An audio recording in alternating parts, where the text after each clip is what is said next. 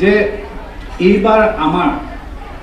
আমাৰ বহুত আপোনালোকে বাতৰি কাকত পঢ়িলে দেখিব যে আমাৰ বিনামূলীয়া যেটো আমি ইউনিফৰ্ম দিওঁ এই বিনামূলীয়া ইউনিফৰ্মৰ ক্ষেত্ৰত কিছু দেৰি হৈছে কিয় দেৰি হৈছে এই দেৰি হোৱাৰ মূল কাৰণটো হৈছে যে মই যেতিয়া প্ৰথম শিক্ষামন্ত্ৰী হিচাপে মই যেতিয়া দায়িত্ব গ্ৰহণ কৰিছিলোঁ তেতিয়া মই এটা কথা মন কৰিলোঁ যে আমি ছাত্ৰ ছাত্ৰীসকলৰ বাবে যথেষ্ট একোটা ইউনিফৰ্মৰ কাৰণে আমি যথেষ্ট টকা দিয়াৰ পিছতো যি কোৱালিটিৰ কাপোৰ বা যি কোৱালিটিৰ তেখেতসকলক ইউনিফৰ্ম দিয়া হৈছে সেইটো কিন্তু মোৰ মনঃপুত হোৱা নাই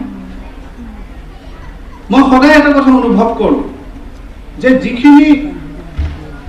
ধনিক যিখিনি মানুহ আদ্যৱন্ত মানুহৰ ল'ৰা ছোৱালীয়েহে ব্ৰেণ্ডেড কাপোৰৰ ইউনিফৰ্ম পিন্ধি তেখেতসকলে ব্যক্তিগত স্কুলত যাব সেনেকুৱা ধৰণৰ চিন্তাধাৰা যদি আমি গ্ৰহণ কৰি থাকোঁ তেতিয়াহ'লে কিন্তু আমাৰ সমাজত সেই আৰম্ভণিৰ পৰাই কিন্তু এটা হীনভাৱ আমাৰ ল'ৰা ছোৱালীখিনিৰ মাজত গঢ় ল'ব ভাল কথা ইংৰাজী মাধ্যমৰ ছাত্ৰ ছাত্ৰী ইউনিফৰ্মৰ দৰে সিদ্ধাৰ্থ ভট্টাচাৰ্যও ৰাজ্যৰ বাহিৰৰ ব্ৰেণ্ডেড কোম্পানীৰ কাপোৰ আনি অসমীয়া মাধ্যমৰ ছাত্ৰ ছাত্ৰীৰ ইউনিফৰ্ম প্ৰস্তুত কৰিব ওলাইছে যে আমি যিখিনি বিনামূলীয়াকৈ যিখিনি আমি এনেকুৱা ইউনিফৰ্ম দিছোঁ এই ইউনিফৰ্মবিলাকো কিন্তু ব্ৰেণ্ডেড কাপোৰৰ হ'ব লাগিব ভাল কাপোৰৰ হ'ব লাগিব গুণগত মানদণ্ড থকা কাপোৰ হ'ব লাগিব এই ক্ষেত্ৰত আগৰ যি ব্যৱস্থা আছিল ঠিকাদাৰ ভিত্তিক যিটো ব্যৱস্থা আছিল সেই ব্যৱস্থাটোত সকলোৱে এই যিটো টকা এই টকাটোৰ পৰা কোনে কিমান লাভ কৰিব পাৰে সেই চিন্তাহে যেন প্ৰাধান্য পাইছিলে আৰু সেইবাবে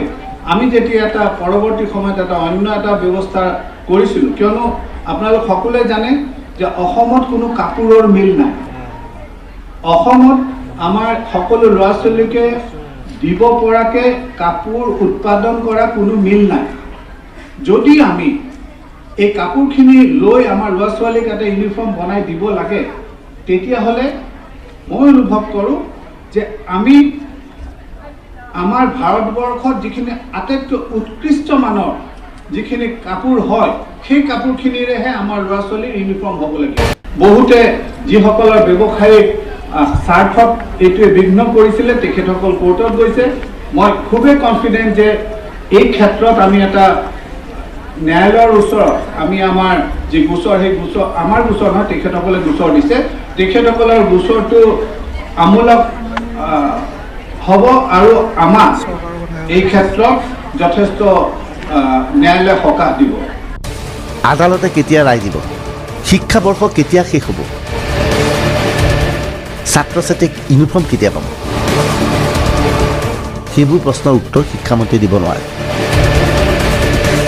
আমি পুনৰ কৈছোঁ ইউনিফৰ্মৰ মানদণ্ড উন্নত নালাগে লাগে বিদ্যালয়ৰ আন্তঃগাঁথনি মানদণ্ড উন্নত লাগে বিদ্যালয়ৰ পাঠ্যক্ৰমৰ মানদণ্ড উন্নত লাগে শিক্ষা পদ্ধতি উন্নীতকৰণ হোৱা